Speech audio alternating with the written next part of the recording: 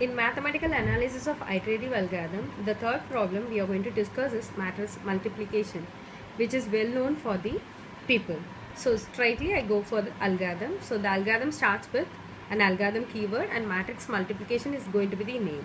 And the description of an algorithm is we are going to perform matrix multiplication. The input I am giving to array A and B, and output we are going to get C of 0 to n.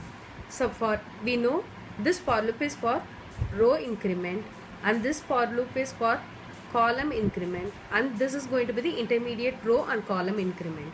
So whenever we are trying to calculate the value of C of I comma j, we have to initialize that into 0.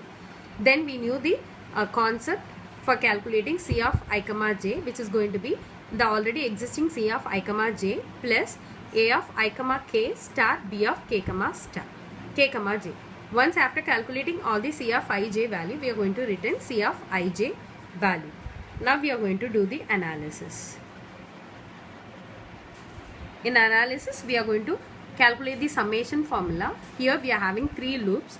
First loop starts from 0 to n minus 1, and second loop also starts from 0 and goes up to n minus 1, and third for loop is also starts from k of 0 to n minus 1. So once again we are going to check the basic operation. Here we are having one statement. We won't call this as a basic operation because we have not performed any arithmetic or conditional operation. This is just going to be the assignment statement. So we never consider an assignment statement as the basic operation. So when we consider this as the statement to be a basic operation, it is valid because it has some arithmetic operation to be performed. So we are having a basic operation. Now we write the analysis. So first for loop I starts from 0 and goes up to n minus 1, and second for loop starts from 0 and goes up to n minus 1, and third for loop starts from 0 and goes up to n minus 1. The number of basic operation for all execution of I, j, k is going to be 1. So now we are going to simplify this part alone. We know the formula.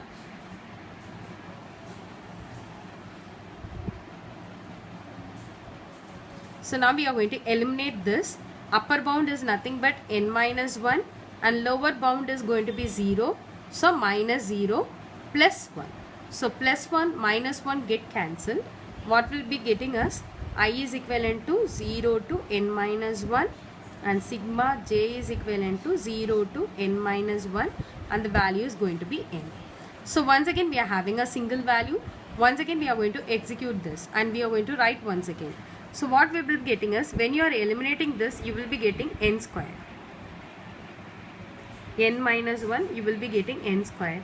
When you once again start this, you will be getting n cube. So T of n for matrix multiplication is theta of n cube. So this is going to be the mathematical analysis of matrix multiplication. Thank you for watching.